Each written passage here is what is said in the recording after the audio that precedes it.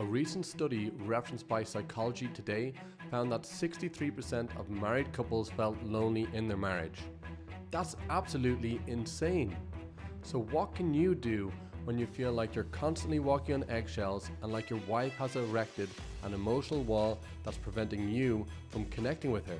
On today's video, I'm going to share with you 4 tips to handle a cold and distant wife, so that you can go from walking on eggshells to having deep and meaningful conversations with your wife again. Sound too good to be true?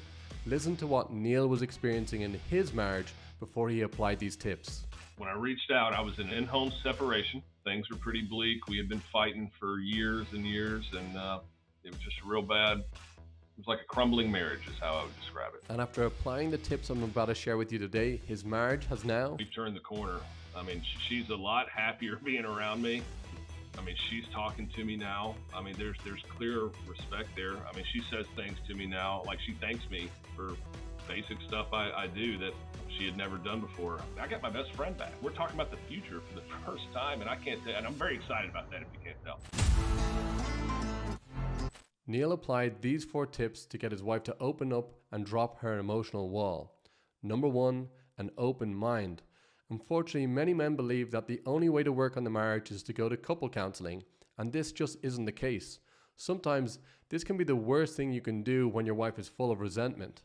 We had gone to couples therapy, which, I don't want to discredit too much, but it really didn't help us at all. It gave us some communication techniques, but we ended up just building more resentment and fighting more. When couple counseling fails, it can lead you to form a false belief that it's not possible to fix your marriage. And this is not true. In fact, it's so much easier to start making progress in your marriage when you first focus on yourself, to confront your demons before you start working on the marriage. Our, for lack of a better word, demons in our past needed to be reconciled within ourselves, and we need to fix ourselves before I can fix anything together. Number 2, fix yourself first. One of the biggest mistakes that we make as men is trying to fix the marriage before we fix ourselves. You're trying to fix the problems in the wrong order. It's like repainting a sinking boat. It might look good for a moment, but it won't keep the water out until you patch up those holes. When you attempt to try and fix the marriage before you work on yourself, it inevitably blows up in your face, because you're currently seeing your situation through a distorted lens. When you're experiencing big emotions like fear, anxiety, frustration, anger, and sadness, you're going to be reactive. Your perception of reality is distorted through these big emotions. So in essence, you're not seeing things clearly, and you're reacting to your wife based off that voice in your head telling you things like, she's so full of resentment, she doesn't love me anymore, there's no way back from this. When we listen to these voices in our head, we end up blowing things out of proportion and making things worse. She was saying things that I was interpreting a certain type of way that it's just not true. It's not real.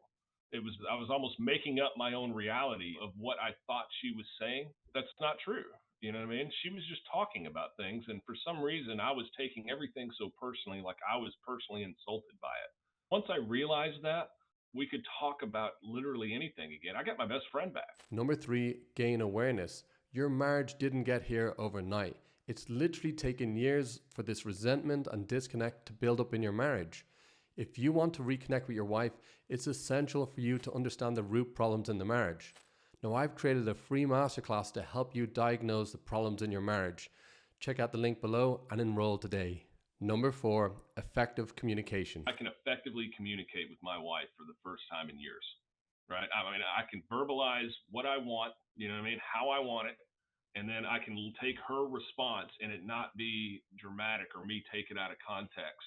Your wife's got a lot of resentment, and part of that healing process is to give her that space and allow her to come to you. Once your wife starts to feel safe, she'll open up to you. And remember, God gave you 2 ears and 1 mouth for a reason. When she comes to you and opens up, listen and acknowledge her pain. And as soon as she feels heard and understood, that resentment, that anger will fade. If after 30 days of following this process, your wife is still holding on to that resentment and telling you the same stories, you need to watch this next video on why your wife is blaming you for everything.